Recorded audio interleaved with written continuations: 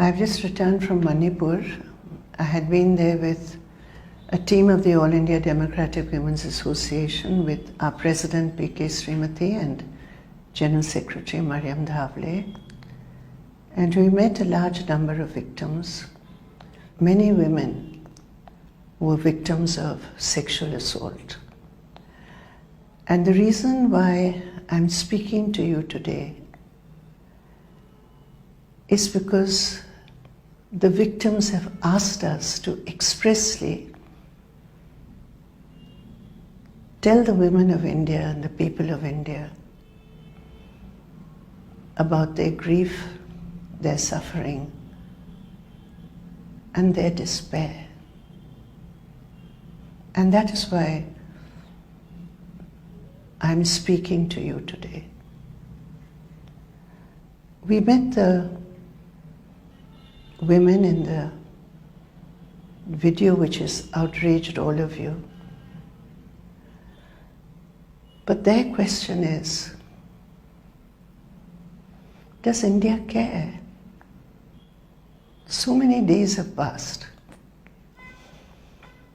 But they know that they have not got justice. You know the facts, so I'm not repeating the facts. But what we learned from them, that young woman and her neighbor, they were in the police jeep. They were actually in the custody of the police. And they were told by the driver that he doesn't have the key and therefore he cannot drive the car away. And they were literally handed over to the mob.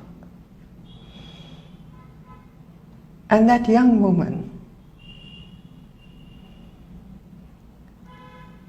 her brother, a young boy, he was in a hostel earlier. He was just 17, I think, 16 or 17 years old. He clung to his sister, tried to protect her, and they snatched him away from her. She was stripped, she was paraded, and before her eyes, they killed her brother. They killed her father. She saw it happening. And then, as you know, she was dragged away and gang raped. And then when ultimately she got to safety, she wants you all to know she couldn't speak about what happened to her for days because she did not want to burden her mother, who was grieving for the loss of her son, the loss of her husband. And therefore, for days, this victim of such brutality and barbaric, inhumane behavior could not speak about it. And today she is so deeply traumatized. They despair because there is no justice. No justice. The police in their first report did not even acknowledge that such an incident had taken place. They said just the village is burnt. There's vandalism. They did not even mention it.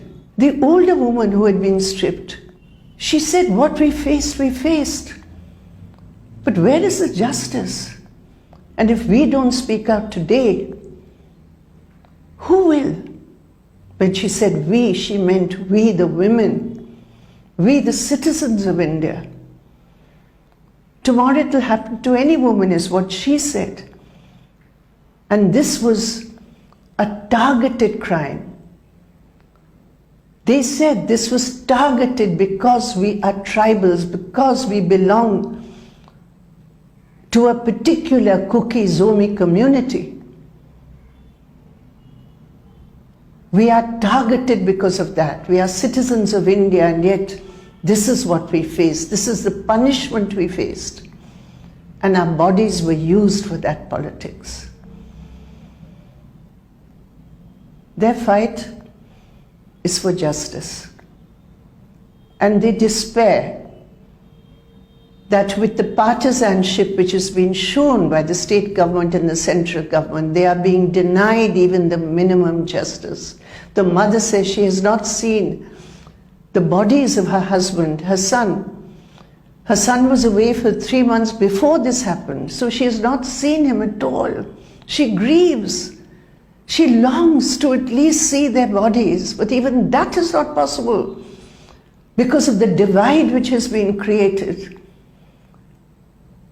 This is the reality of Manipur. A 15-year-old girl in another case who was dragged, who was taken away by 4 men in uniform belonging to extremist groups. She was raped, gang raped, 15-year-old girl, and she was thrown down a cliff. She survived. But the perpetrators of that crime have not been arrested. We met the father of Florence.